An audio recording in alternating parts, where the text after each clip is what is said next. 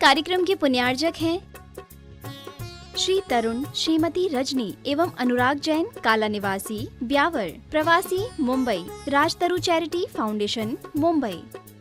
पिताजी स्वर्गीय श्री चांदमल जी हीरालाल जी काला, माँ स्वर्गीय श्रीमती सुशीला देवी एवं समस्त काला परिवार, ब्यावर।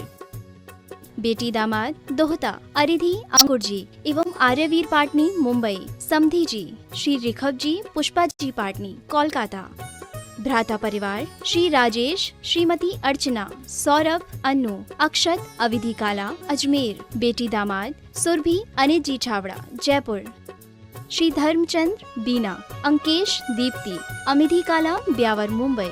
बेटी दामाद खुशबू, कपिल जी पाटनी, जयपुर। श्री कमल, आभा, आयुष एवं अक्षिता काला, मुंबई। बहन बहनोई श्रीमती सुधा, पदम जी पाटनी, जयपुर। बेटी दामाद मोना, विनीत जी पांड्या, कोटा एवं रुचि, मनीष जी पांड्या, जयपुर। श्रीमती वैजयंती, नरेश जी, नवनीत, अंतिमा एवं अरिहंत दगड़ा, किशनगढ़। बेटी दामाद स्वाति, वीरेंद्र जी अजमेरा, अजमेर। श्रीमती कल्पना, देव कुमार जी, मेहुल, कासलीवाल, इंदौर। बेटी दामाद ओनिमा, मयंक जी, दुबई। श्रीमती शशि, सुनील जी, हार्दिक एवं अंकिता दोषी, अजमेर। ससुराल पक्ष स्वर्गीय श्री महावीर प्रसाद जी, श्रीमती प्रेमलता छावड़ा, पारस, अनीता, उदयपुर एवं संजय पिंकी, कोटा।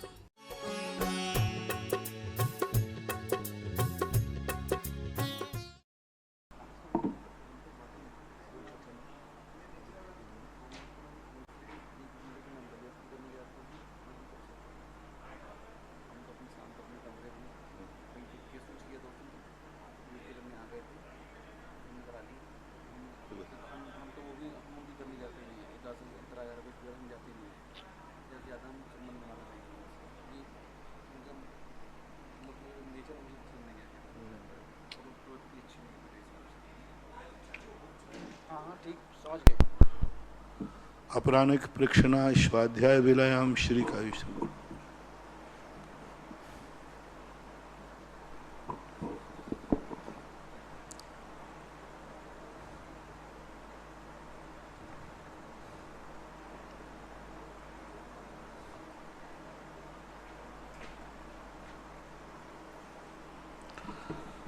नमो अरिहंताणं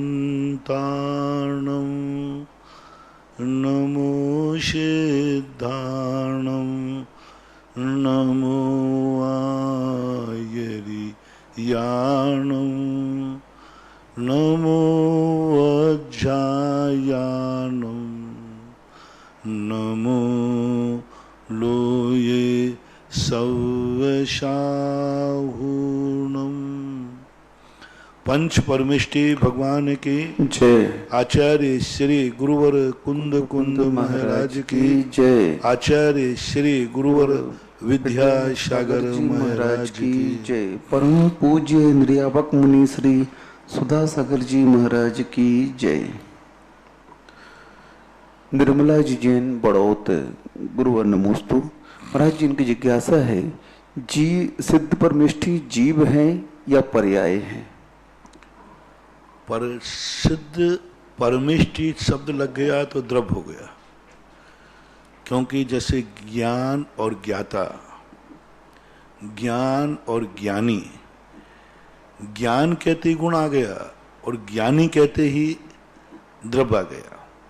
इसी प्रकार परमेष्टि कहते ही सिद्ध तो एक पर्याय है, लेकिन सिद्ध परमेष्टि शब्द कहते ही ज्ञाता के समान वो द्रव्य का वाचक है, जीव का वाचक।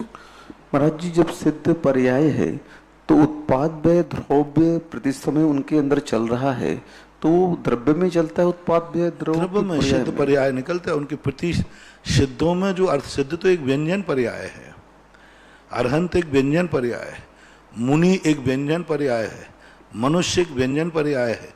ये जो कुछ भी अपन को देखने में आ रही है व्यंजन पर्याय है। इसके अंदर जो प्रति समय अगुरु लघु गुण, सिद्ध पर्याय अगुरु लघु गुण की पर्याय नहीं है। एक समय में एक गुण की दो पर्याय नहीं होती। तो अगुरु लघु गुण की जो पर्याय निकलती है वो प्रति समय अर्थ पर्याय कहलाती है। और प्रदेशत्व गुण की जो पर्याय निकलती है, प्रदेशत्व गुण के विकार को व्यंजन पर्याय कहते हैं। तो ये जो सिद्ध है ये व्यंजन पर्याय है। सिद्ध का आकार जो सिद्ध रूप है, सादी अनंत है, और इसमें जो प्रति समय अगुरु लघुगुण के माध्यम से वर्णमन चल रहा है वो है व्यंजन पर्याय। जैसे मान लीजिए ये किताब है, ये व्यंजन पर्याय है। अब प्रति क्षण इसमें शरण हो रहा है, प्रति क्षण वो अपने ज्ञान में नहीं आ रहा है, तो जो प्रति क्षण इसमें श्रवण हो रहा है ये कहलाता है अर्थ पर्याय जो निकलती रहती है। महाराज जी, अर्थ पर्याय प्रणमन कर रही है, लेकिन उसका कुछ न अर्थ पर्याय जब प्रणमन करती है, पर्याय कोई भी हो, प्रणमन जब करेगी तो उसका अर्थ पर्याय का उसका आधार तो द्रव्य ही होता है महाराज जी। द्रव्य व्यंजन पर्याय द्रव्य होता है, नियम से द्रव्य की ही पर्याय होती है, लेकिन द्रव्य एक समय में अनंत पर्याय निकालता है। तो वहाँ द्रव्य किसे मानेंगे? द्रव्य यानी आत्म, जो सिद्ध पर्याय से परिणत आत्मा है वो जीव है। सिद्ध पर्याय से परिणत, क्योंकि एक द्रव्य में अनंत पर्यायें एक समय में निकलती हैं। तो सिद्ध महाराज जी जीव हुए। ये गुण जो है सिद्ध एक पर्याय हुई, और सिद्ध पर्याय को धारण करने वाला जीव हुआ। जीव कैसा है? जैसे अपन को मनुष्य कहते हैं। अब मनुष्य एक पर्याय है और मनुष्य पर्याय को धारण करने वाला जीव है। जीव पर्याय नहीं होती, जीव द्रव्य नहीं होता, जीव मनुष्य जीव द्रव्य नहीं होता, मनुष्य एक पर्याय है। तो पर्याय, क्योंकि इसलिए इसको उज्ज्वल कुंदकुंद स्वामी ने पंचास्तिकाय के अंदर स्पष्ट उल्लेख किया कि द्रव्य पर्याय को छोड़ के नहीं रहता, पर्याय द्रव्य को। द्रव्य विजितम पर्याय और पज्य विजितम द्रव्यम नथि। पर्याय के बिना द्रव्य नहीं, द्रव्य के बिना पर्याय नहीं। ऐसा लगता है जैसे दूध है, पर्याय है। अब दूध पर्याय है, अब द्रव्य क्या है? द्रव्य पुद्गल है। अब लेकिन अब दूध को अपन पुद्गल कहें, कैसे व्यवहार बनेगा? दूध पर्याय है, अब दूध पर्याय है कि द्रव्य है? कोई पूछे, बहुत छोटे से स्टूल धरा दें जिससे तुम्हें समझ में आ जाए। दूध जो है पर्याय है, द्रव्य नहीं है। लेकिन दूध की पर्याय से युक्त जो पुद्गल है वो द्रव्य है। घी पर्याय है, अब द्रव्य क्या है उसमें? पुद्गल है। महाराज जी 6 द्रव्य होते हैं, तो सिद्ध को किन द्रव्यों में दिया जाएगा? जीव द्रव्य, सिद्ध एक पर्याय और है। महाराज जी कुंदकुंद महाराज कहते हैं सिद्धा न जीवा, वो अलग है। सिद्धांत ग्रंथों की व्याख्या क्या है? सिद्धांत ग्रंथ हमेशा नैमित्तिक कथन करते हैं। संसार की अपेक्षा से सिद्धांत वहीं खत्म हो जाता है जब वो सिद्ध बन जाते हैं। सिद्धांत का जो दौड़ है वो गुण स्थान तक है, मार्गणा स्थान तक। षटखंडागम गौमठ सारे सिद्धांत ग्रंथ है। ये सिद्धांत की सीमा ही कहाँ है? इसका विषय क्षेत्र है 14वां गुणस्थान का अंतिम समय। मार्गणा है, जब तक मार्गणा है। गुणस्थान और मार्गणातीत जो कथन है वो सिद्धों से बाहर हो जाए, सिद्धांत से बाहर हो जाता है। सिद्धों का वर्णन सिद्धांत ग्रंथों में नहीं मिलेगा, कोई चर्चा नहीं, कुछ लेना देना नहीं। गुणस्थान खत्म, सिद्धांत खत्म। तो वो 10 द्रव्यों के, 10 प्राणों के द्वारा से जो जी रहा था द्रव्य और जिएगा वर्तमान में संसार अवस्था में, उन 10 प्राणों का अभाव हो जाने से सिद्धा न जीवा ऐसा कहा जाता है। यदि सिद्धों को अपन जीव नहीं मानेंगे, चेतनत्व गुण से रहित मानेंगे, तो प्रदीप निर्माणवत एक ऐसा संप्रदाय है जो गुणों के अभाव का नाम मोक्ष मानता है। एक ऐसा मत है जो गुणों का वहीं सब कुछ तिरोहित हो जाना उसको मोक्ष मानता है। ऐसा नहीं है। चेतना गुण जो आत्मा का है लक्षण, वो तो सदा विद्यमान रहेगा। लेकिन सिद्धांत ग्रंथों की परिभाषा है कर्म सापेक्ष जब तक जीव है तब तक वो सिद्धांतों के अंदर जीव है, और कर्म सापेक्ष नहीं है तो उसको जीव नहीं माना सिद्धांत ग्रंथों में। और सिद्धांत ग्रंथों में व्यवहार नय और निश्चय नय की व्याख्या नहीं होती, क्योंकि सारा कथन वहाँ व्यवहार से ही होता है। कोई भी सिद्धांत ग्रंथों में निश्चय नय और व्यवहार नय की कथन नहीं होते। षटखंडागम गौमठ सार जीव कांड आदि में कोई निश्चय नय नहीं, कोई व्यवहार नहीं। वहाँ तो मात्र इतनी है जो कर्म सापेक्ष मार्गणा और गुणस्थान में जीव जब तक है तब तक उसका वर्णन, उसका एड्रेस सिद्धांत ग्रंथों में मिलेगा। और जैसे मार्गणा गुणस्थानातीत हुआ वो एड्रेस से गायब हो जाएगा, फिर आप उसके खोजने के लिए अलग लक्षण खोजना पड़ेगा। इसलिए पर्यायों को समझें। हमें लगता है जैसे हमने आपसे पूछा दूध पर्याय है, तो आप दूध में द्रव्य बताओ क्या है, तो पुद्गल है। पुद्गल तो तुम्हें कोई आज तक किसी दूध को कोई पुद्गल कहते पाया गया? घी को पुद्गल कहते पाया गया? एक पत्ते को, पेड़ के पत्ते को कोई पुद्गल कहते पाया गया? कोई ने भी पुद्गल नहीं कहा, लेकिन है पुद्गल है। तो जब पर्याय मुख व्यक्त हो जाती है तो संसार में, व्यवहार में पर्याय को ही मुख्यता की जाती है। इसी प्रकार जैसे दूध पर्याय है, इसी प्रकार सिद्ध भी पर्याय है, अरहंत भी पर्याय है। और उसके जो उस पर्याय को धारण करने वाला जो जीव है वो द्रव्य है। जीव ना सिद्ध होता है, ना अरहंत होता है, ना मुनि होता है, ना नर नारकादि पर्याय रूप होता है। जीव तो मात जीव होता है, जो अपने आप से परिणमन कर रहा था, परिणमन करेगा और परिणमन किया था, वह द्रव्य कहलाता है। उसको पर्यायों से कोई लेना देना नहीं। लेकिन पर्याय के बिना द्रव्य का स्वभाव है उत्पाद व्यय ध्रुव युक्तम सत। जब तक द्रव्य में उत्पाद व्यय ध्रुव नहीं होगा वो द्रव्य ही नहीं रहेगा। ऐसे समष्टि मानना चाहिए, ऐसा कर।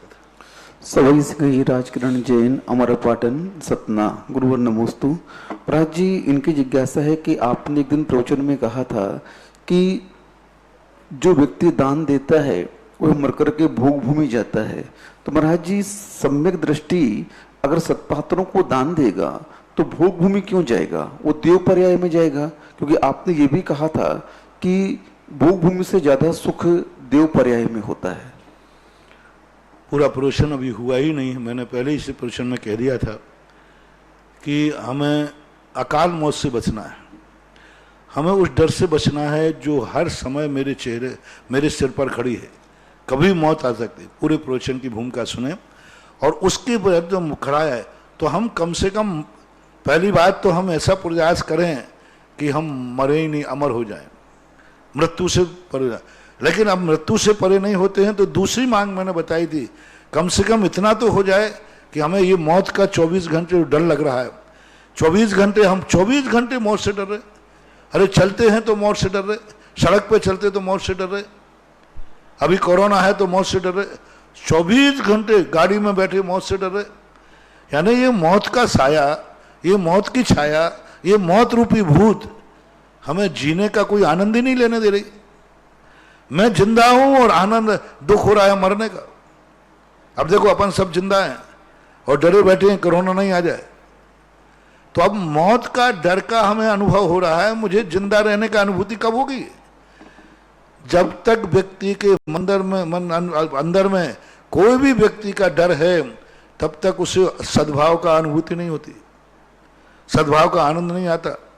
तो आज मौत का छाया अपने ऊपर इतना ज्यादा मंडरा रहा है 24 घंटे कि उसको जीने का आनंद नहीं आ रहा है।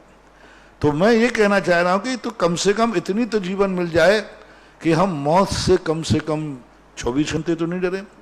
तीर्थंकर बन जाए, अच्छी बात है।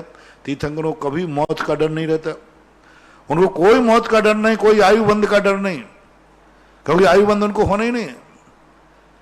मौत का डर नहीं, अपन को तो मौत का डर है, आयु बंद का 24 घंटे डर है, कब पता नहीं कौन सी आयु बंद हो जाए। धन्य है वे तीर्थंकर जिनको मौत का डर नहीं, आयु बंद का डर नहीं।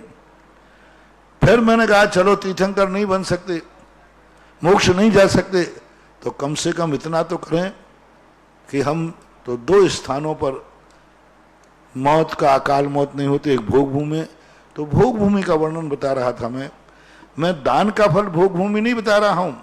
भोग भूमि दान से जाते हैं, अंतर समझना। दान का फल भोग भूमि नहीं बताया मैंने ये कहा भोग भूमि जाने के लिए दान चाहिए। जब भी कोई भोग भूमि जाएगा दान देने वाला ही जाएगा, दान देने वाला भोग भूमि ही जाता है, सो बात नहीं है। और दूसरी बात है, अभी प्रसंग हमारा रुका है उसमें, देवगति के बंध के कारण में क्या कहा, देवगति सुबह कहीं वहां दान पूजा को नहीं लाए। व्रत समिति, गुप्ती समिति, परिचय, जय आदि जो सराग संयम आदि हैं उनके लिए शुभ कर्मों के बंध के लिए कारण। वो आया था ना सराग में, बाल तपांसी देवई से, वो एक सूत्र है तत्वार सूत्र में, सराग संयम संयमा संयमा बाल तपान बाल तपान। तो आप बताओ इसमें क्या आएगा? सराग संयम, संयमा संयम और बाल तप, ये देवगति के देवायु के बंध के कारण बताए। निश्शील वितेषु सर्वेशाम वो भी कहा है, लेकिन मूल रूप से देवगति के बंध के कारण क्या कहे हैं? सराग संयम, संयमा संयम और बाल तप कहा, ना कि दान कहा, ना कि पूजा कही। दान और पूजा के लिए देवगति के बंध का कारण नहीं बताया नियामक रूप से, सराग संयम शब्द का प्रयोग किया तत्वार सूत्र के अनुसार। अब इन व्याख्याओं को देखकर तो क्या दान वाला स्वर्ग नहीं जाएगा? जाएगा, लेकिन मुख्यता है, बहुत मुख्यता है। और लेकिन सराग संयम आदि लेने वाला व्यक्ति मुख्यता से देव ही जाएगा। क्या सराग संयम वाला भोग भूमि नहीं जा सकता? जा सकता है, मुख्यता की अपेक्षा है। जैसे ज्ञानावरणी कर्म के बंध के कारणों में तत्प्रदोष निन्नव आदि ज्ञानावरणी का, तो क्या उस समय से 7 कर्म नहीं बंध रहे? 6 कर्मों का बंध नहीं हो रहा है? हो रहा है, लेकिन मुख्यता की अपेक्षा कहा जाता है। ये आम्र वन है, तो क्या उसमें नीम का पेड़ नहीं है? रैनी का पेड़ नहीं है? क्या और जामुन का पेड़ नहीं है? है, लेकिन मुख्यता से आम्र फल है। इसलिए दान की व्याख्याओं में भोग भूमि जाने वालों को दान की मुख्यता है ये बताया था। उसको उल्टा समझें, तुम समझने में चूक गए। दानी व्यक्ति भोग भूमि जाता है सो बात नहीं, भोग भूमि में अकाल मरण नहीं है, तो वो भोग भूमि हमें कैसे मिलेगी? तो दान से मिलेगी, ऐसा मानना चाहिए। विशाल जैन, बंटी गोधा, किशनगढ़। गुरुवर नमोस्तु। महाराज जी, आज ही कोरोना बहुत तेजी से फैल रहा है और कुछ डॉक्टरों का व्हाट्सएप ऐसा आ रहा है कि कोरोना कुछ नहीं है, लेकिन महाराज जी इसके दुष्परिणाम सामने आ रहे हैं, तो हम इनकी बातों पर विश्वास मैं तो एक ही बात जानता हूँ, मैंने बहुत सारे लोगों को हल्ला करते सुना है। आयुर्वेदिक वाले बहुत हल्ला करते, बहुत हल्ला करते, ये सब एलोपैथिक सब। और जब उनको आयुर्वेदिक बीमारी आ गई तो वो एलोपैथिक डॉक्टर के पास पाए गए। जो ऐसा चिल्ला रहा है इसको कोरोना हो जाए, देखना ये फिर कहां मिलेगा। ये देखना ये सैनिटाइज करता हुआ मिलता है कि नहीं। ये सब बातें हैं। देखो, सारा विश्व एक साथ जिससे जूझ रहा है, एक व्यक्ति फ्रॉड हो सकता है, एक देश फ्रॉड हो सकता है। आज जब हाथ कंगन को आरसी क्या, पढ़े लिखे को फारसी क्या, ये बात अलग है कि डॉक्टर बहुत बेईमानी कर रहे हैं, ये डॉक्टर बहुत पाप कर रहे हैं, डॉक्टर मरीजों को लूट रहे हैं, डॉक्टर मरीजों को मार रहे हैं, ये बात अलग है। लेकिन कोरोना महाबीमारी है सवाल है और ये फैल रही है, इसमें कोई संदेह नहीं। और ऐसे लोगों की, तथाकथित लोगों की बातों में नहीं आना। और अब आज दुनिया भर की बात है, सब कहते हैं अरे भाई फलानी चीज खाओ तो बोले इससे सब कोलेस्ट्रॉल खत्म हो जाता है। और जब किसी का 100% 90% ग्लूकोज हो जाए तो उसी डॉक्टर के बाद बाईपास सर्जरी करते पाए जाते वही आयुर्वेदिक वाले, तो एलोपैथिक की बुराई करते, क्योंकि पूर्ण ग्लूकोज होने के बाद उनके पास कोई इलाज ही नहीं। उसका इलाज तो एलोपैथिक वाले के पास है, बाईपास सर्जरी। तो ऐसा नहीं, नकारो मत उसको। ठीक है, जो धांधली चल रही है वो अलग चीज है। एक से एक वैज्ञानिक देश हैं, वे सब पागल हैं क्या? एक से एक वैज्ञानिक देश इस पर लगे हुए हैं और आज लाखों से हाथ धो बैठे हैं। आज लाखों लोगों से हाथ बैठे, दवाई से नहीं धो बैठे हैं। जिन्होंने दवाई नहीं कराई है वे अनकंट्रोल हो गए। आज जो जैनी मर रहे हैं ऐसे डॉक्टरों की कहानी से मर रहे हैं। आज जितने जैनी जो मरण को प्राप्त हो रहे हैं वो इन्हीं के लोगों की बातों में आकर के अरे कोरोना कुछ नहीं है। तो आज जैनी कह रहे हैं उनको थोड़ा जुकाम हो गया, डबल निमोनिया हो गया, बोले कुछ नहीं है, हमें कुछ नहीं है थे। और जब डॉक्टर के पहुंचे तो कंट्रोल से बाहर हो गया, क्योंकि जैनी इसको मान ही नहीं रहा। जैसे ऐसे जो व्हाट्सएप चल रहे हैं, ऐसे जो डॉक्टर आ रहे हैं, उनके कई लोग कहते नहीं कुछ नहीं है, कोरोना मरण कुछ नहीं, मैं नहीं मानता हूं। और उनको सर्दी जुकाम हुआ, डबल निमोनिया हुआ, धीरे धीरे फिर अंत में लंग्स इतने खराब हो गए कि जब डॉक्टर के पास पहुंचे बोले आप लेट हो गए। बोले लेट क्यों हो गए? बोले कोरोना को मैं बीमारी नहीं मारा, मैं तो सामान ले रहा था। जैनियों के मरने का मूल कारण यही है कि जैनी लोग इस कोरोना बीमारी को सीरियसली नहीं ले रहे। अभी जैनियों की जहां देखो वहीं जैनी की मौत दिख रही है। जहां देखो वहीं। अरे श्वास लेने में तकलीफ हो रही, तो अब तकलीफ हो रही, इस तकलीफ को कैसे निकालें, ये स्पष्ट दिख रही है। और नहीं जाते हैं, मरण को प्राप्त हो जाते। इसलिए जैनियों, ऐसी सब बातों की कहने में मत आओ। आप तो थोड़ा सा भी आपको डाउट गए, तुरंत जांच कराओ, इलाज लो। हाँ, डॉक्टर अच्छे लोग पकड़ो, ये बेईमान बदमाश डॉक्टर मत पकड़ो जो 5-5 लाख रुपया पहले जमा करा रहे हैं। इनकी तो मैं कह रहा हूं एक ग्रुप बन करके ये जितनी सुधारवादी संस्थाएं हैं, ऐसे मानव अधिकार वाली संस्थाएं हैं, इन पर जनहित का जाहिर करो। क्या ऐसी कोरोना जैसी महामारी पर जहां दया का पात्र, सबको अपने भंडारे खोलना चाहिए।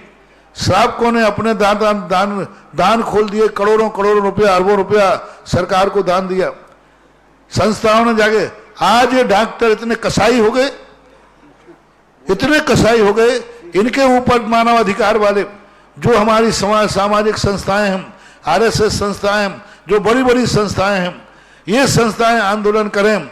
और जो डॉक्टर ऐसी मजबूरी में 5 लाख रुपया पहले जमा करा रहे हैं, ऐसी अस्पतालों को लिए बंद कराएं, डॉक्टर पर रिपोर्ट करें, जनहित याचिका जाहिर करें कि सरासर लूटना है। 5 लाख रुपया क्या कहलाता है एक कोरोना बीमार वाले से, कहां जाएगा वो। अब सरकारी अस्पतालों की तो सीमा होती है, प्राइवेट वाले तो इन पर अपन एक्शन उठाएं, बीमारी को सरल कह करके जनता को न भड़काएं, जनता को इस प्रकार से कह करके उनको फ्री ना करें। और जैनियों से मेरा कहना है, इस बहकावे में ना आवें और इस सीरियस लेवें। जो ऐसा कहने वाले हैं, ये बकवास है, 100% बकवास है, 100% बकवास है कि ये बीमारी कुछ भी नहीं है, ये कुछ भी नहीं, सब कहने की बातें हैं। निर्मल जैन मिर्ची, अशोकनगर। गुरुवर नमोस्तु। महाराज जी, इनकी जिज्ञासा है कि देवकृत जो 80 तीर्थंकर भगवान के कहे गए हैं, उसमें मैत्री भाव एक आता है। तो महाराज जी, क्या समोषणों में जो मैत्री भाव देखा जाता है, वे सारे मैत्री भाव देव कराते हैं क्या?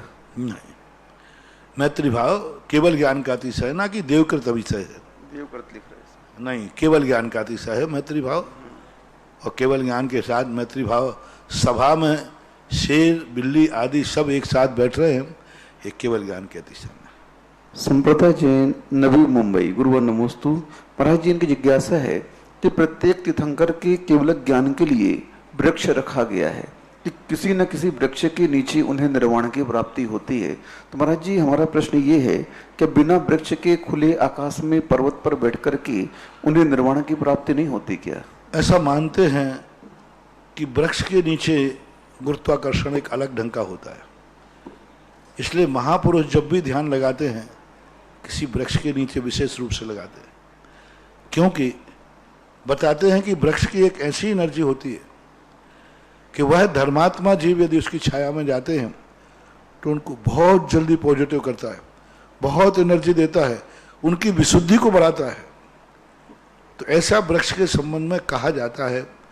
हमें आगम में तो ऐसा कोई नियामक कारण नहीं देखने में आया, लेकिन लोग जो प्रकृति पर शोध करते हैं वो बताते हैं कि सारे जितनी हरियाली है उनमें जितना बड़ा वृक्ष होगा उसमें उतना ही गुरुत्वाकर्षण, उसमें ही उतनी एनर्जी, और उसके नीचे बैठ करके एक सगुन मिलता है, एक शांति मिलती है और वहाँ निर्विकल्पता आती है।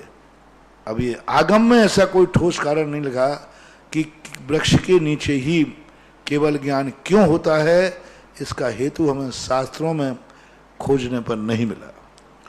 Rituraj Jain, New Jersey, USA. गुरुवर नमोस्तु। महाराज जी, इनका प्रश्न है कि भरतेश वैभव में ऐसा पढ़ने में आया है कि जब भरत चक्रवर्ती मिलेक्ष खंड की 32,000 रानियों को लेकर आता है, उसके पूर्व रिद्धिदारी महाराज उन्हें अणुव्रत आदि दिला करके जैन बनाते हैं। तो क्या हम लोग भी इस प्रकार यहाँ पर अन्य समाज की बच्चियों को अणुव्रत दिला? ये शिथिलाचार तुम नहीं कर सकते। यहाँ विधर्मी हैं, वो विधर्मी नहीं होती, वे गृहीत मिथ्या दृष्टि नहीं होती, उनके विधर्म नहीं होता, वो किसी धर्म को स्वीकार मानने वाले नहीं होते। और एक बात, दूसरी बात, वो नियोग है, नियोग है। आप पहले चक्रवर्ती बनो, फिर आपको ये व्यवस्था बनाई जाएगी। कहाँ राजा भोज और कहाँ गांगू तेली। पहले चक्रवर्ती तो बनो, पहले चक्रवर्ती का वैभव देखो, चक्रवर्ती की विशालता देखो। हमेशा लोग बाग बड़ों की वो लेते हैं कि वो चक्रवर्ती को छोड़कर और किसी का आया क्या, और किसी सामान राजा को छोड़कर चक्रवर्ती 63 सामान पुरुषों के आए क्या? आए हैं तो उनके लिए पनिशमेंट भी हुआ है, दंड भी दिया गया है। हमने चक्रवर्ती का ये तो देख लिया, लेकिन चक्रवर्ती अपनी चर्या कैसे पालन करता था उसको कभी नहीं देखा। चक्रवर्ती इतना उदासीन होता है, इतना उदासीन होता, कह लो परिवार जो नहीं चल देता। एक रानी के एक ही संतान होती है, चक्रवर्ती भोगी नहीं होता। मात्र रानियों का एक पद होता है, चक्रवर्ती मात्र नियोग करता है। एक नारी का स्वभाव है मातृत्व देना, बस। चक्रवर्ती नारी का भोग वासना के लिए नहीं करता, इंद्रिय तृप्तियों के लिए नहीं करता, मात्र एक नारी को नियोग एक पुत्र उत्पत्ति के लिए मात्र करता है। उसका प्रमाण है कि एक नारी के, एक रानी के एक ही पुत्र की उत्पत्ति होती है, दो की नहीं होती। चक्रवर्ती की बात कर रहा हूं, 64,000 पुत्र, 32,000 पुत्रियां, ये उल्लेख। तो इससे ज्यादा पुत्रों की उत्पत्ति नहीं होती उनके। इससे सिद्ध है कि वो वैष्णी नहीं होता।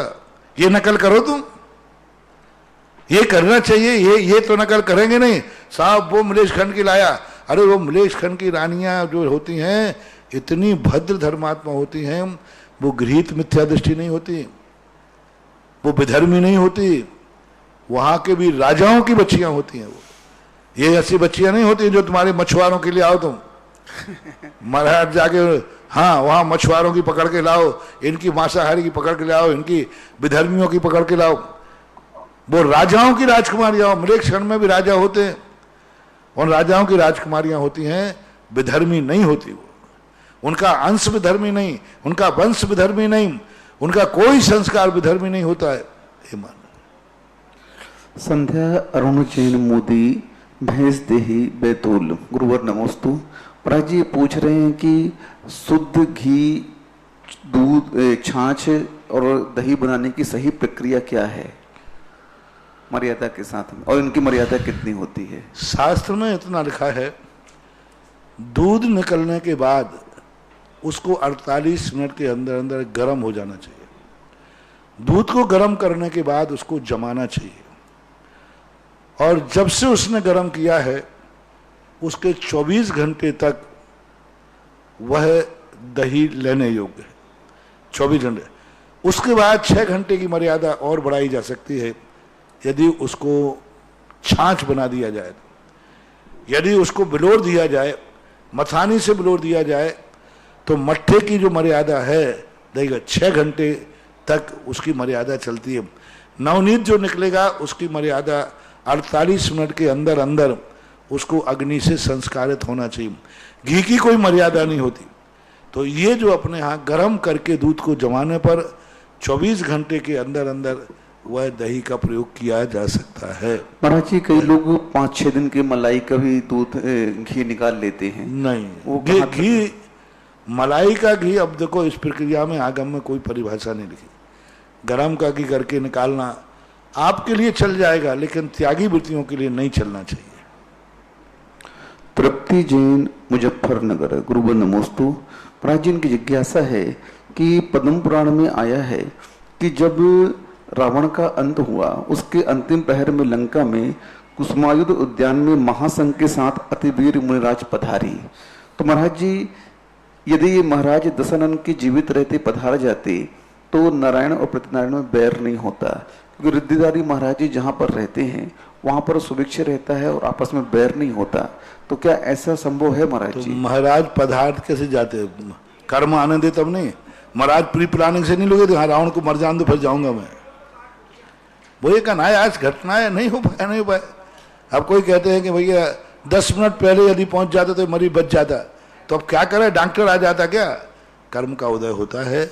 उसका कर्म ऐसा तीव्र उदय था कि पहले नहीं आने दिया, नहीं आ पाया। और ये सब अपने अपने निधत्त निकाचित कर्मों की बलिहारी है। राहुल जैन बीना गुरुवर नमोस्तु। महाराज जी अगर मंदिर का शिखर झुक रहा है तो इसके माध्यम से क्या कोई विपत्ति आपत्ति आ सकती है क्या?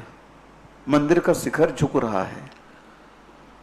अब ये ठीक करना चाहिए, बस इतना ही कहूंगा कि उसको ठीक कर लेना चाहिए। धीरज जैन, मुंबई। गुरुवर नमोस्तु। महाराज जी, इनकी जिज्ञासा है कि दर्शन मोहिनी और चरित्र मोहिनी कर्म के आश्रय का क्या कारण है और इससे बचने का क्या कारण है? देखो, मेरे से शिखर झुक रहा है, मेरे से मत पूछा करो। यही बात हुई थी ललितपुर में क्षेत्रपाल जी में। क्षेत्रपाल के 2 मंदिरों की शिखरें झुक रही थी।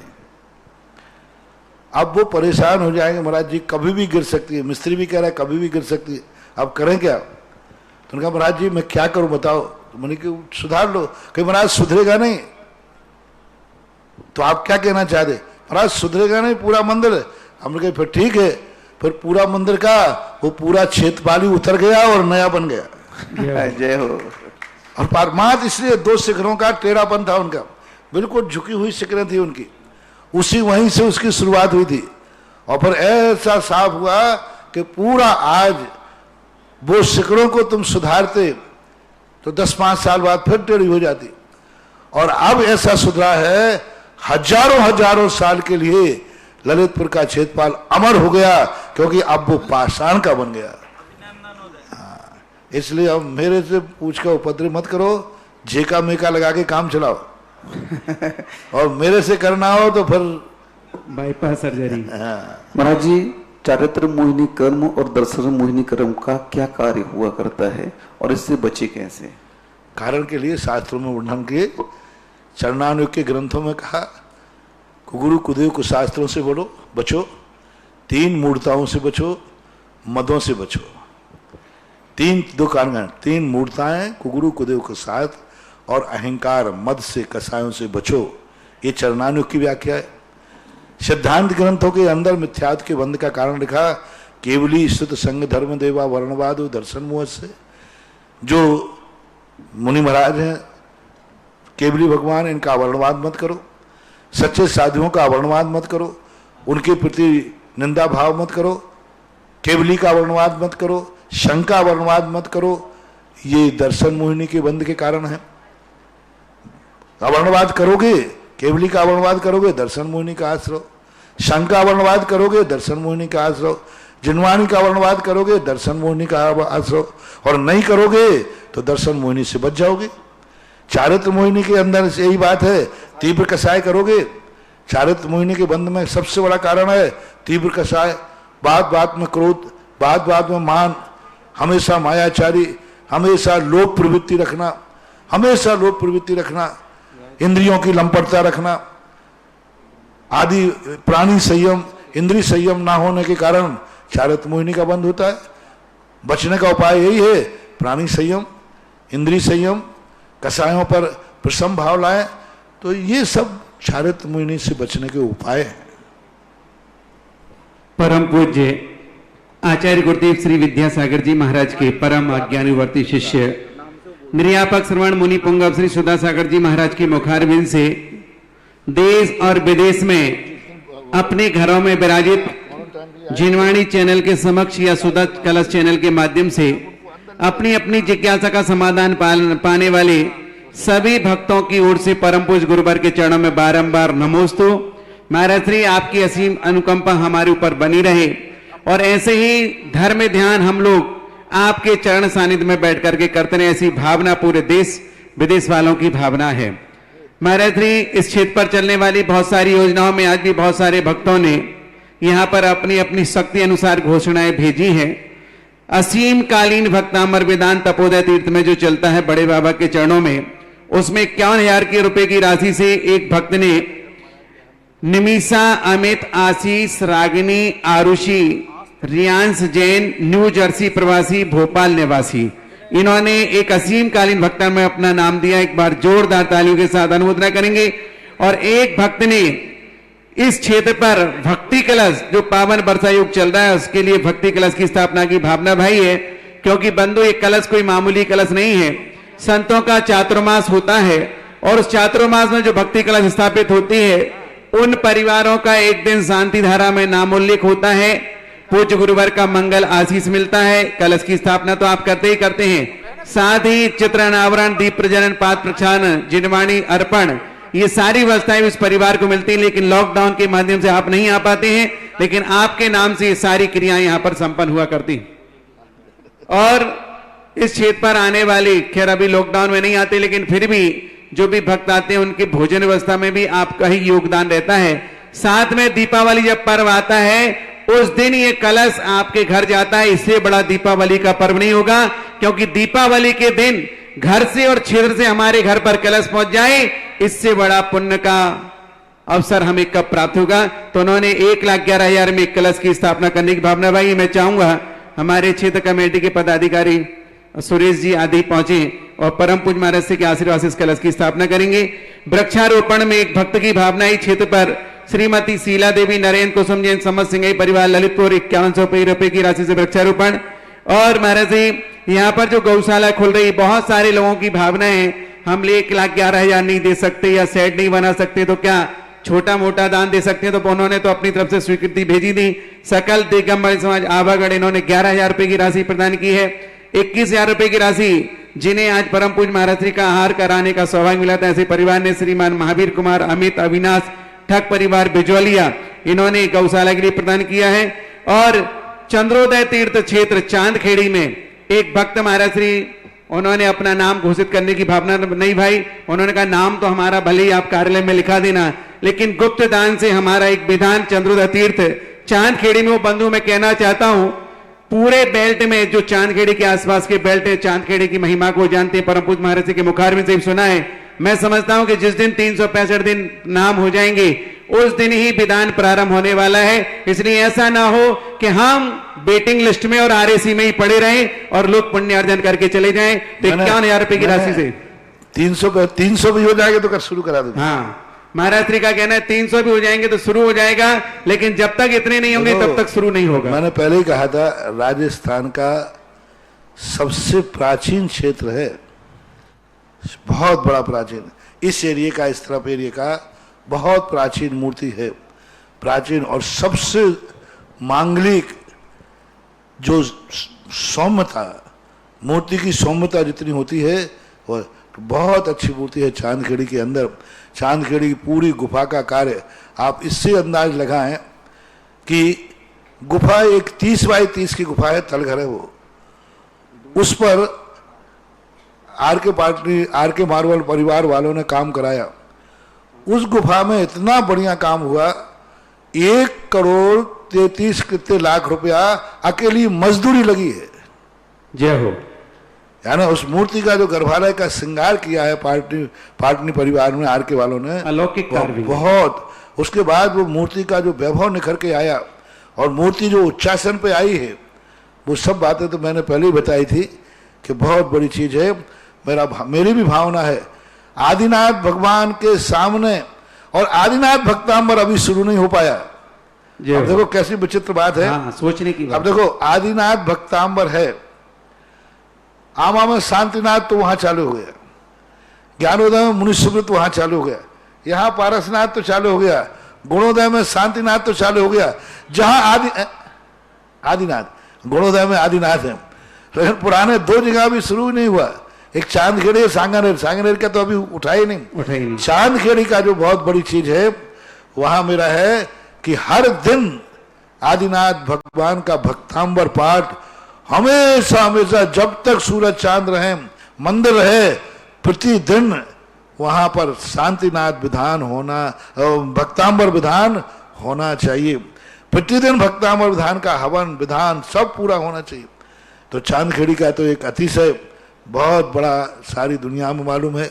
उस दिन मैंने बताया था, एक दिन बहुत 20-25 मिनट में हमने आदिनाथ भगवान के ऊपर एकाएक भाव आ गया था, उस दिन बोला था। इसलिए महानुभाव जो चांदखेड़ी के प्रति अपना एक समर्पण भाव रखते हैं, सब जगह खूब नाम हो गए, नारेली में हजारों नाम हो गए, यहाँ 400 नाम से ऊपर, 300 पे चाहिए 400 से ऊपर आ गए, आमा के अंदर 400-500 नाम हो गए, खूब हो गए। अब चांदखेड़ी की बारी आई तो चांदखेड़ी के अंदर जितने जल्दी तुम भक्तांबर पाठ कर लो, नाम कर लो और भक्तांबर यहीं से शुरू हो जाए, बहुत अच्छा है। जितने जल्दी शुरू हो जाएगा आपको लाभ है और क्षेत्र की भी एनर्जी बढ़ जाएगी।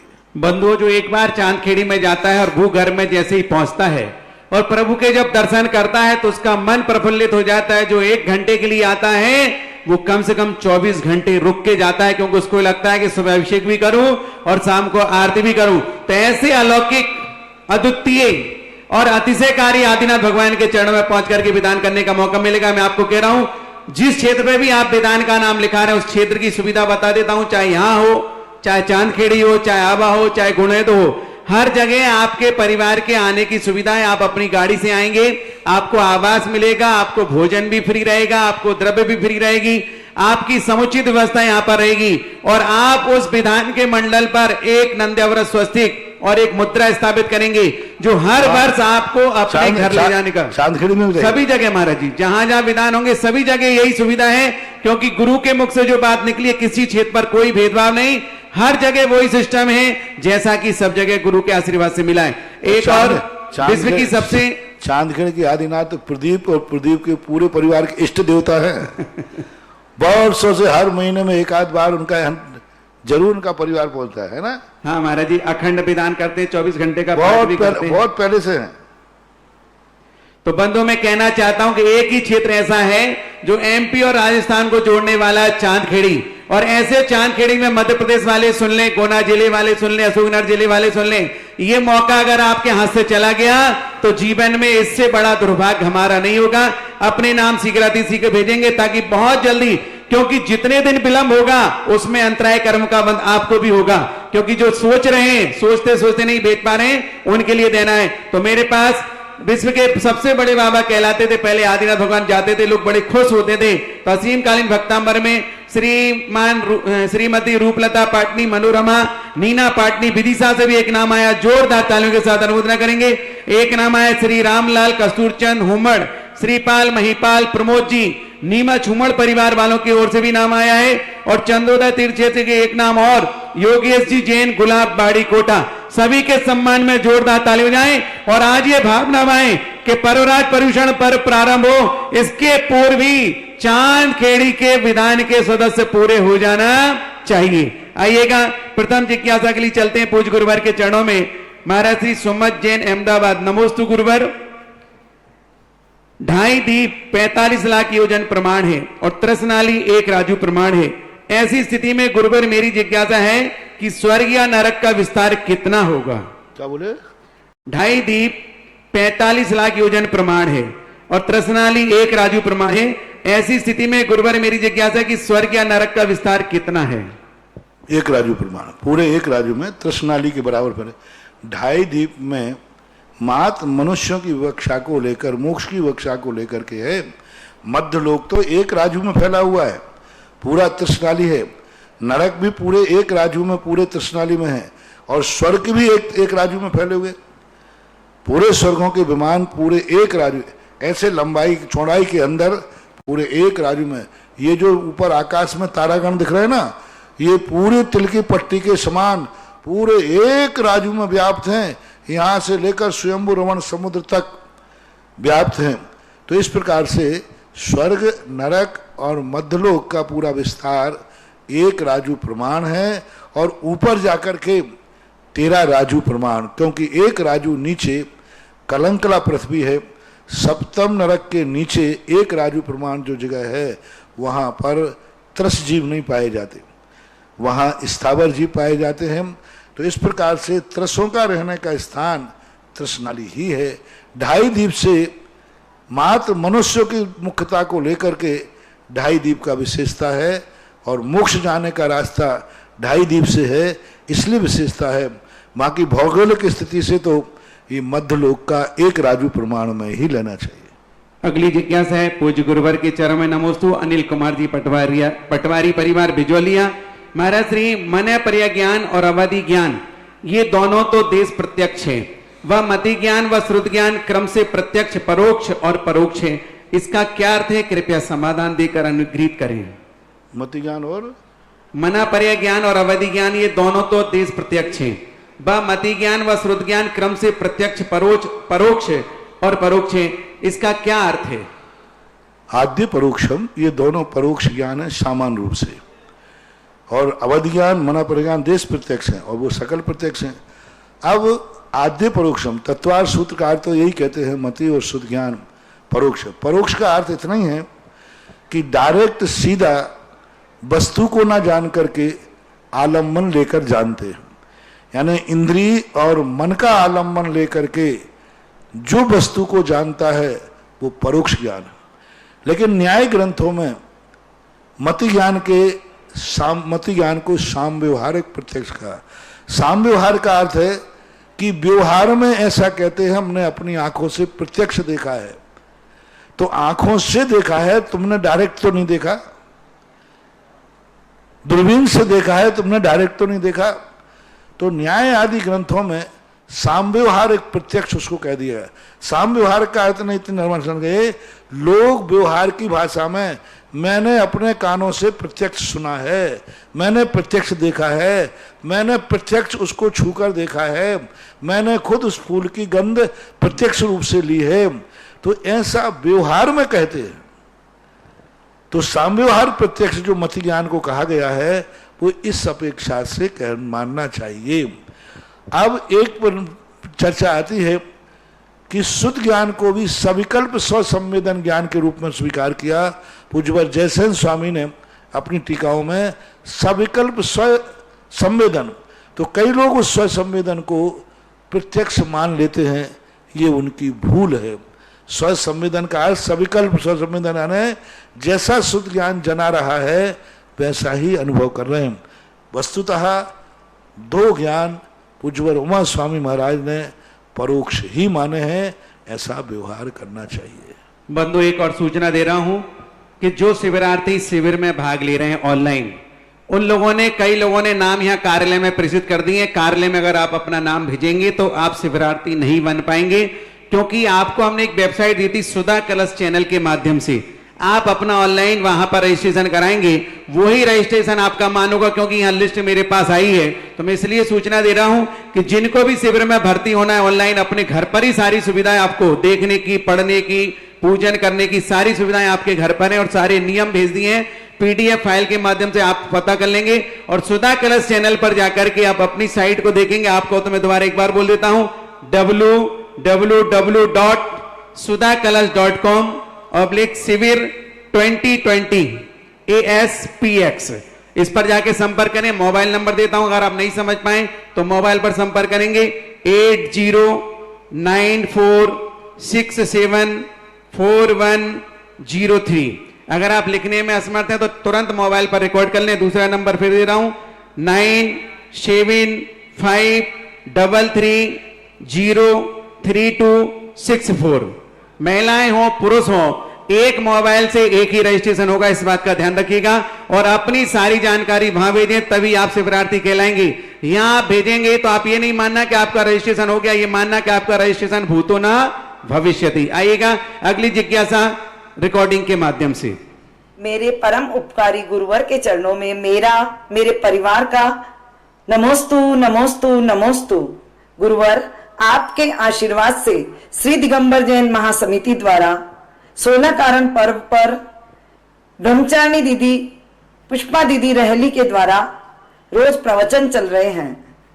कल चंदन षष्ठी का व्रत है, आपने उसकी पूरी कथा कल बताई।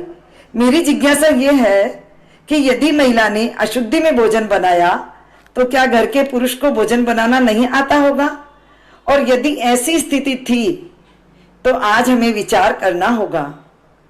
हमारे परिवार के पुरुषों को, बालकों को पाक कला में निपुण करना होगा। ये जब भी संभव है आप अपने मुखारविंद से यह संदेश पूरे देश में दें, क्योंकि आपकी कोई भी जबान निकलती है, आपकी कोई भी बात निकलती है तो पूरा देश उसे सर आंखों पे उठा लेता है। गुरुवर, ऐसा यदि हो जाएगा तो जो माँ बहनें प्रतिमा ग्रहण करती है और यदि वह अस्वस्थ हो जाती है तो वो भोजनालय का भोजन तो नहीं करेगी, और यदि उनके पुरुष इस कला में निपुण होंगे तो वो उनको व्रत निभाने में सहयोगी हो सकेंगे। गुरुवर, चंदन षष्ठी के व्रत लेने के लिए पूरे देश की महिलाएं आपसे आशीर्वाद लेना चाहती है, और नया व्रत ग्रहण करना चाहती है। आप जिज्ञासा समाधान में सबको आशीर्वाद दें, वह वहीं बैठ के कायस्वर कर लेगी। पूरे दिन से आज महिलाओं के फोन आ रहे हैं। नमोस्तु गुरुवर, इस जिज्ञासा का समाधान पहली बात करें। है, पुरुषों को रोटी बनाना सिखाना चाहती हो, बेटों को सिखाने की बात करती तो बात बन जाती। ये कार्य माँ ने गलती की है, स्त्री ने गलती नहीं की है, पुरुष की गलती नहीं। हर माँ को अपने बेटों के लिए रोटी बनाना सिखाना चाहिए शादी के पहले। माँ यदि ये कार्य सिखाती तो शायद सारा संसार सीख जाता, क्योंकि बच्चा उस समय छोटा होता है, सब कुछ करता है। पहले बच्चे बाहर पढ़ते थे, रूम लेकर पढ़ते थे, अपने हाथ से रोटी बना के खाते थे। पहले इतना ज़्यादा होटलों आदि का जमाना नहीं था। होटलों में, हॉस्टलों में, छात्रावास में रहते थे, खुद बना के खाते थे। पहले, उसके पहले तो तुम्हें सब मालूम है, भिक्षाचर्या से भोजन करते थे गुरुकुल में। तो ये माताओं की गलती है। हमारे यहाँ 72 कलाओं में एक पाक कला भी आई है, और प्रत्येक स्त्री पुरुष के लिए सभी कलाएं आना चाहिए, और पुरुषों को भी पाक कला आना चाहिए। इसलिए नहीं कि वो जोड़ू का गुलाम बने, इसलिए नहीं कि वो स्त्रियों के लिए हाथ बटाए, इसलिए कि आपातकाल में, अशुद्धि के काल में वो अपने घर की, अपने खुद की रक्षा कर सके। तो ये अब यदि आज माताओं का यदि जोर चलता हो तो ये नियम बना लिया जाए कि हर माँ के लिए आज निर्देश है कि वो अपने बेटे को शादी के पहले रोटी बनाना जरूर सिखा दे, तो ये काम निपट सकता है। दूसरा, जिन जिन के श्रीमान स्त्रियों के कब्जे में हो, वे अपने श्रीमानों से कहें कि 1 महीने के अंदर रोटी बनाना तुम्हें सीखना है। और इसका तरीका एक बहुत अच्छा है। 8 दिन के लिए महिलाएं नियम ले लें कि हम श्रीमान के हाथ की ही रोटी खाएंगे। जय हो। तो 10 लाख क्षण पर्व के पहले भारत के सारे जैनी रोटी बनाना सीख जाएंगे। बस एक नियम है, आज सारे लोग, महिलाएं नियम ले रहे हैं कि पुरुष श्रीमान जो घर के पुरुष हैं, ये रोटी बना के मुझे खिलावें तो खाएंगे, नहीं तो हम उपवास करेंगे। तो 1 या 2 उपवास तो आपको करना पड़ेंगे, सारे पुरुष रोटी बनाना सीख जाएंगे। जय हो। लेकिन आपको 1-2 उपवास करना पड़ेगा। मेरे से कहने की अपेक्षा आपको, क्योंकि मैं कहूंगा तो फिर यही कहूंगा, क्योंकि जब तक विपत्ति नहीं आएगी ये सीखेंगे नहीं। तो होना चाहिए, क्योंकि इसके मन में जितना अच्छा हो जाए उतना अच्छा है। चंदन षष्ठी का व्रत जो लेना चाहते हैं वो अपने चंदन षष्ठी का व्रत ले लें, परोक्ष रूप से ले लें, 9 बार नमोकार मंत्र करके कायस्वर कर लें। अगली जिज्ञासा पुनः रिकॉर्डिंग के माध्यम से चलेगी। परम पूज्य गुरुदेव के पुनीत पावन चरणों में त्रिबार नमोस्तु निवेदित करते हुए मैं सुरेश गदिया भिलवाड़ा से, भारत से मेरी एक जिज्ञासा है। वर्तमान में प्राय देखा जाता है कि जब शादी या विवाह करना हो तो लड़के और लड़की की कुंडली मिलाई जाती है, जबकि प्राचीन समय में भगवान राम और सीता की लग्न कुंडली भी मिलाई गई। उसमें उनके 36 में से 36 गुण मिले थे, परंतु फिर भी गुरुदेव, उनका जो दाम्पत्य जीवन था वो बिल्कुल भी सही ढंग से नहीं बीता, काफी विपदाएं उन पे आई। तो ऐसा क्यों? दूसरा, जैसे तिथि या तारीख देख के मुहूर्त या कोई भी कार्य करते हैं, भगवान राम के लिए भी जब राज्याभिषेक होना था तो उसकी तिथि निर्धारित की गई। ठीक है, उसी तिथि के दिन राज्याभिषेक न होकर उन्हें वनवास की ओर जाना पड़ा।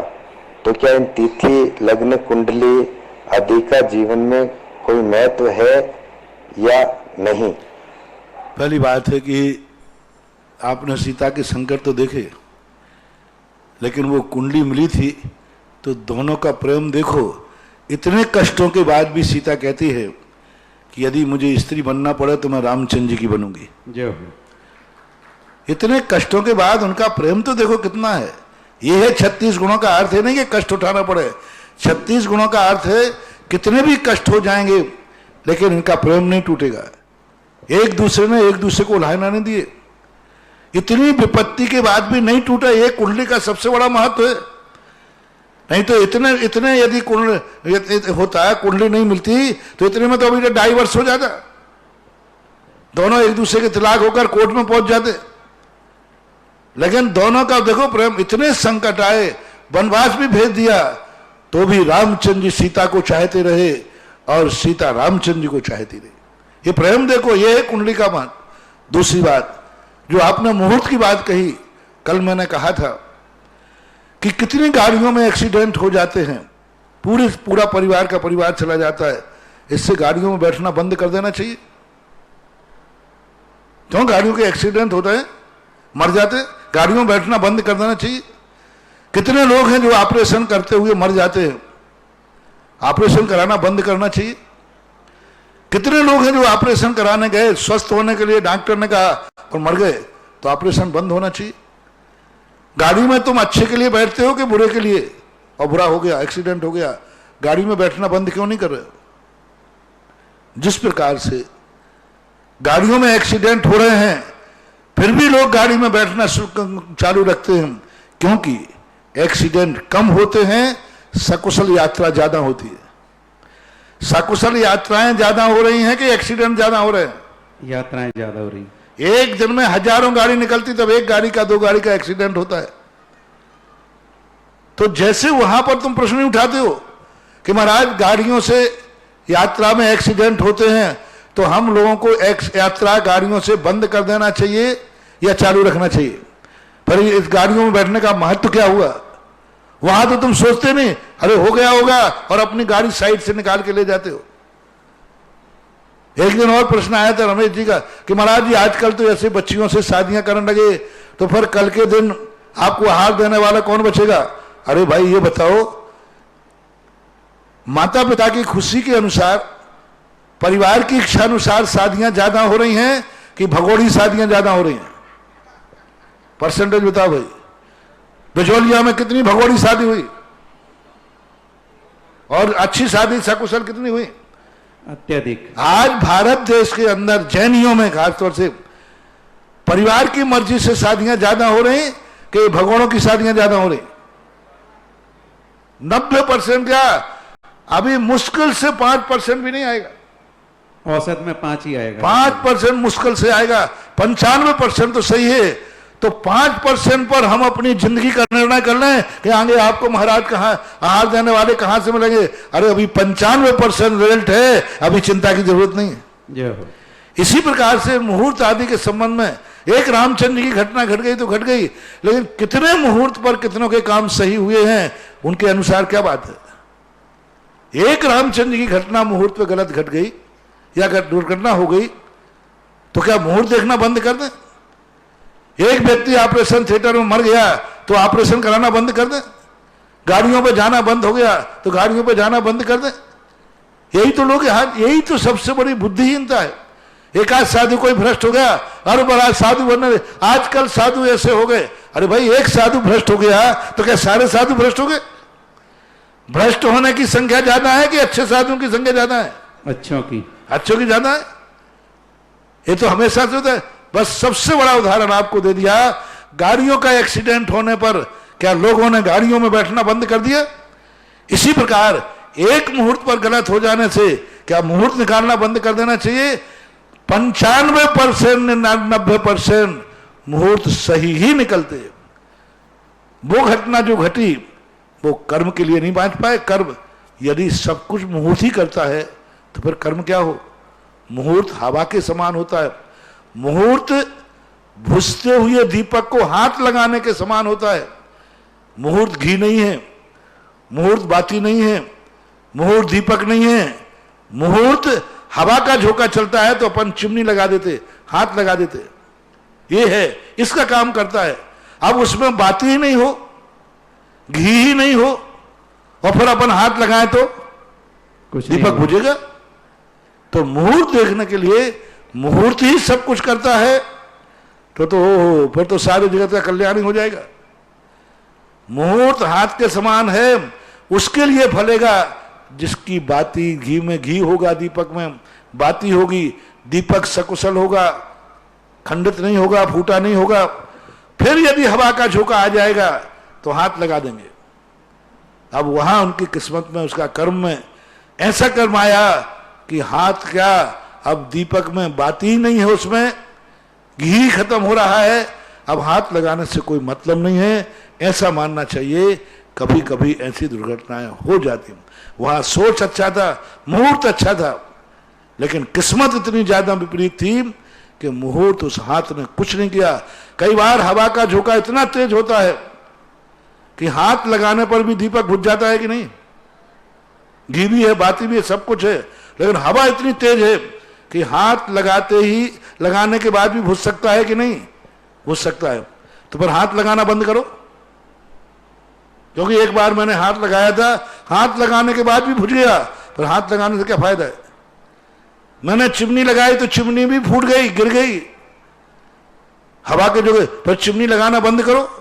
नहीं, हाथ लगाने से दीपक बुझ सकता है, क्योंकि हवा का झोंका बहुत तेज था।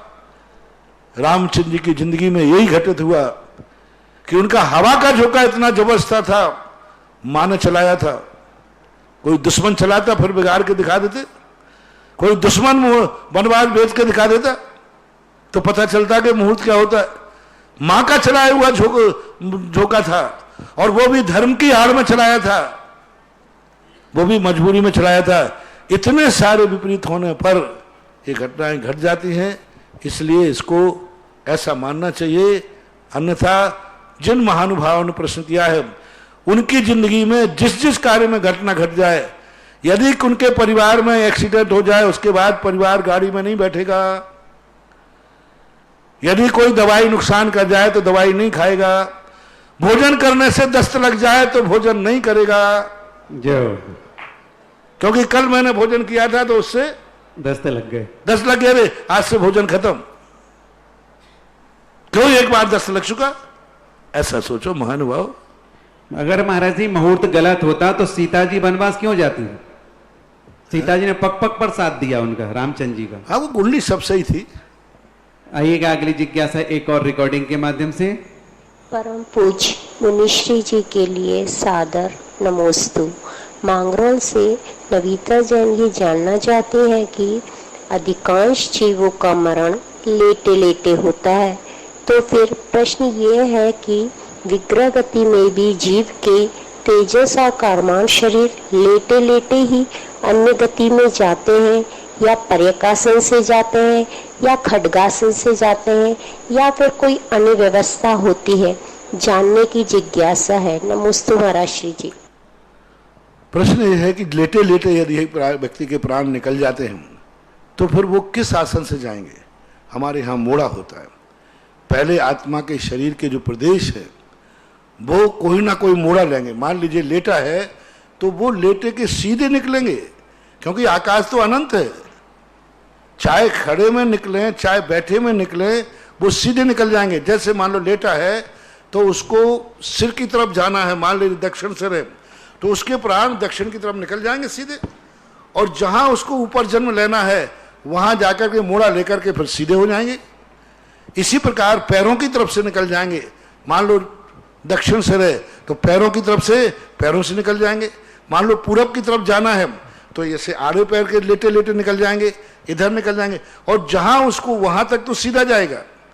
जैसे मेरे हाथ को देखें लेटा हुआ, ये हाथ लेटा हुआ है और आत्मा के प्रदेश मान लो सामने जाना है, और सामने जाकर के जहां उसको जन्म लेना, ऊपर जन्म लेना है, यहां से 2 कोस दूर, 2 कोस दूर में ना, तो यहाँ के आत्मा के प्रदेश सीधे लेटे लेटे जाएंगे, और जहां उसको जन्म लेना है वहां के बाद वो सीधे होकर के और उस जीव में जहां पर जाना है वहां लेंगे। क्योंकि जो शरीर में जिस आकार में निकलते हैं वो आकार नहीं बिगड़ता। यदि वो लेटे हुए गए हैं तो शरीर लेटे हुए जाकर के वहां जाकर खड़े हो जाएंगे, और फिर वो अपने गति पकड़ेंगे, श्रेणी पकड़ेंगे। एक बात, दूसरी बात, क्योंकि आगम में ऐसा प्रश्न उठा के कोई जवाब नहीं दिया गया।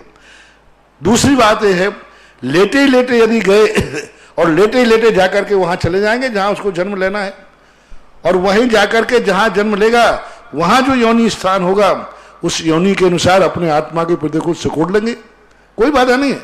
मान लो जैसे यहाँ हाथी का आत्मा जा रही तो हाथी के आकार की जाती है, चींटी की जा रही तो चींटी के आकार की जाती है। यदि लेटी हुई आत्मा जा रही है तो लेटी हुई चली जाएगी, क्या बात हो गई। सीधा जाके ऐसा मोड़ा लेगा और वहीं से मोड़ा लेके लेटे हुए आत्मा के प्रदेश सीधे चले जाएंगे लेटे हुए, और जहां उसको जन्म लेना है वहां सिकुड़ जाएंगे। ये दो व्याख्याएं मानना चाहिए। दूसरी व्याख्या ज्यादा आगम से प्रमाणिक है। पहली व्याख्या मात्र मेरा चिंतन है, मेरा सोच है, उसको आगम में कहीं लिखा। दूसरी जो व्याख्या की है, लेटे हुए आत्मा के प्रदेश लेटे हुए ही जाएंगे लेटे हुए जाए और सीधे लेटे हुए जाकर के और वो विग्रह अनुश्रेणी गति पकड़ेंगे, क्योंकि एक प्रदेश से तो जाना नहीं है। आत्मा के असंख्यात प्रदेश हैं, तो चाहे वो लेटे हुए हों और चाहे बैठे हुए हों, जिस अवस्था में हैं उसी अवस्था में आत्मा के प्रदेश जाएंगे, क्योंकि विग्रह गति में आकार बिगड़ता नहीं है आकार बिगड़ता नहीं। जिस आकार में शरीर में से निकले हैं वही आकार रहेगा, ऐसा आगम वचन है। आज की जिज्ञासा समाधान का समय यहीं समाप्त हुआ। बोलिए परम पूज्य निर्यापक श्रवण मुनि पुंगव श्री सुधासागर जी महाराज की जय। इस कार्यक्रम के पुण्यार्जक थे श्री तरुण, श्रीमती रजनी एवं अनुराग जैन, काला एवं समस्त काला परिवार।